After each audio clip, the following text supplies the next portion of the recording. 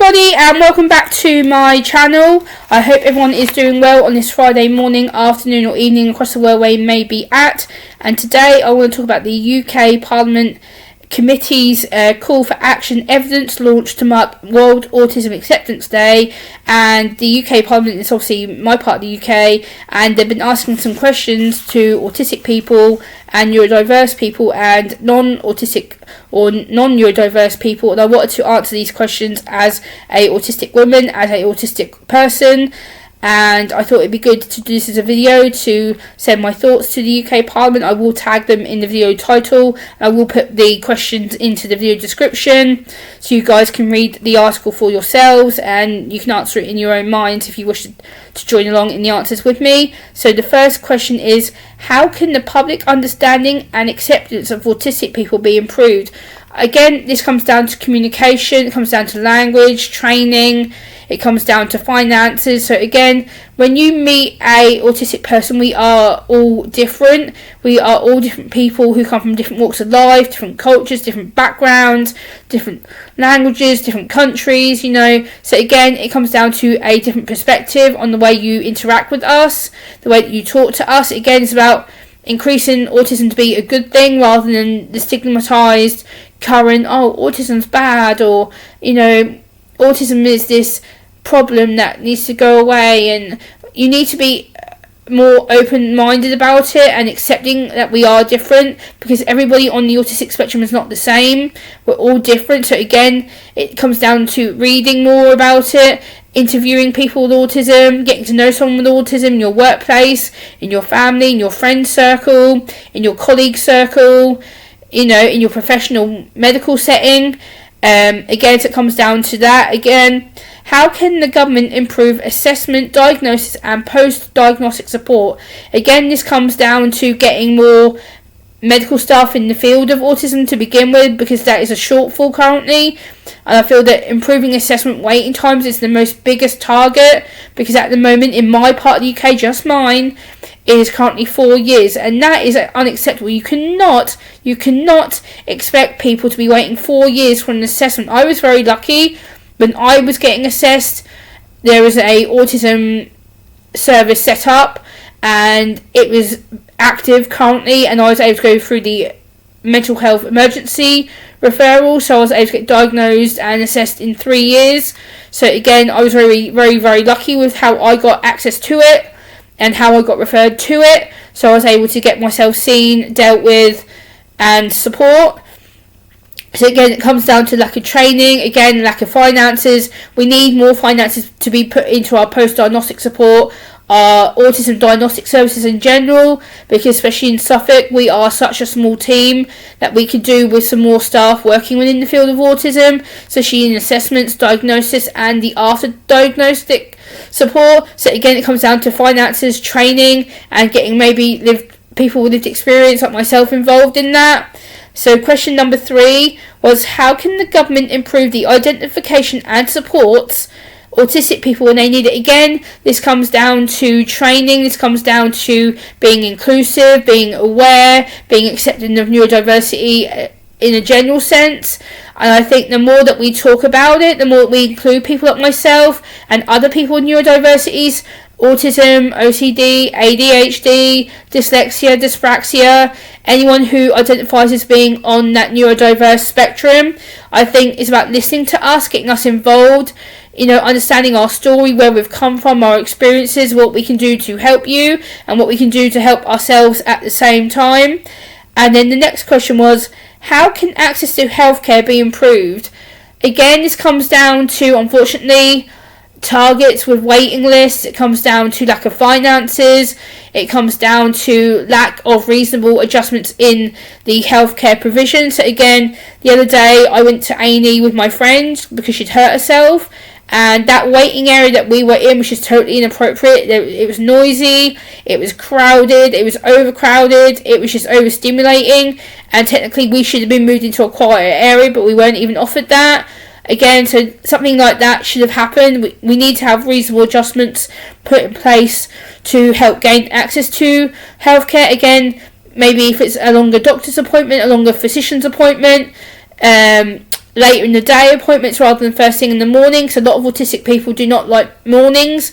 We prefer afternoons or evenings. So again, adjusting to our day, our schedule of time can make it a lot more easier for us to access a healthcare appointment or healthcare establishment.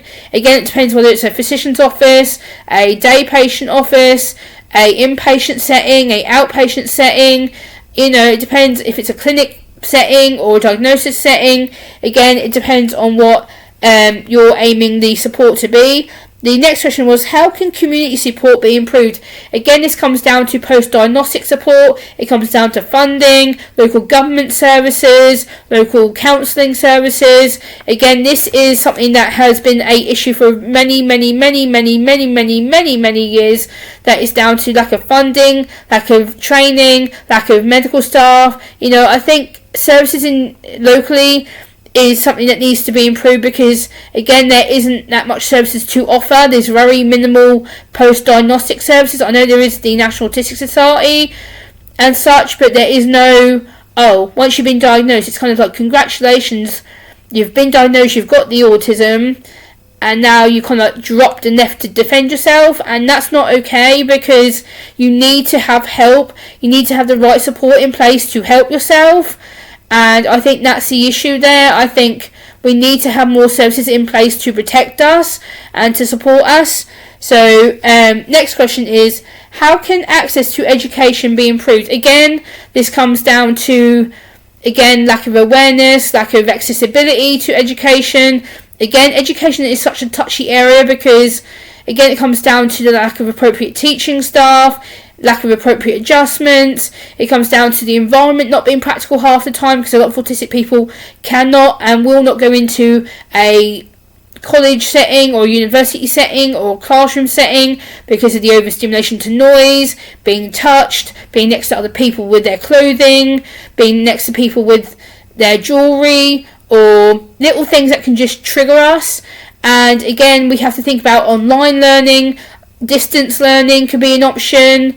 Part-time learning can be an option, because a lot of us, again, will not cope with full-time learning. So again, that can be something that you should probably look into. The next question is, how can support for autistic people be improved to find and to stay in work? Again, this comes down to the lack of knowledge. From what I've been through the work scenario, the DWP, which is the Department for Work and Pensions, and the government in general, I don't think have any idea of how to be inclusive for autistic people. They are not very well trained or very well supportive of people with neurodiversity issues. The struggles that I've had with the Department of Work and Pension over the years has been horrendous.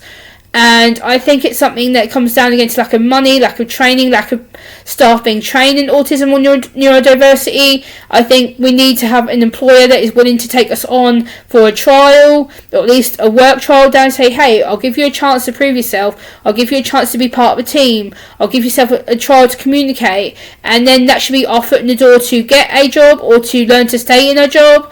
And I think, unfortunately, once an employer sees the word autism or autism spectrum disorder or autism spectrum condition or autistic, they will bin the application. Just like reject, because again, they base their assumptions on us being ill or sick or not trustworthy or not hardworking or not loyal. We're going to cost a lot of money to be looked after, which is not true.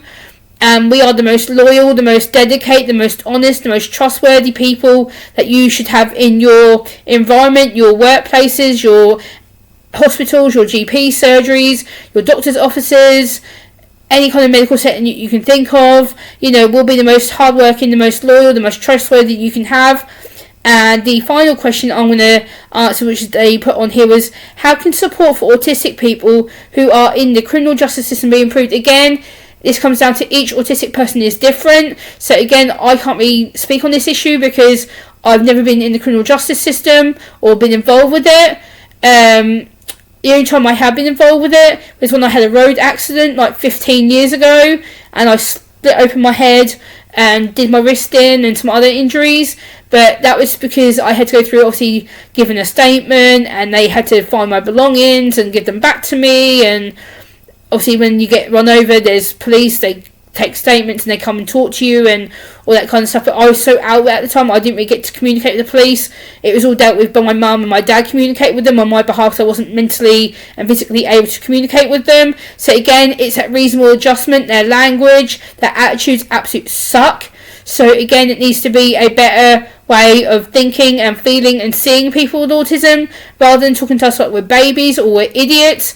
And I think, again, the criminal justice system has a long way to go still, unfortunately. But I think overall we are getting there. But I think it's just a case of communication, reasonable adjustments, making sure that we're able to understand what's happening and why we're getting involved with the criminal justice system, whether it's the perpetrator, whether we're the victim, whether we're the witness, the neighbour, the friend, the carer, the mum, the dad. We need to be able to have reasonable adjustments in place for that reason. And I think the more that we think about these questions, your answers obviously may be different to mine. So I hope you've enjoyed this video. Please like, comment, share and subscribe. And I'll see you on the next one. Bye.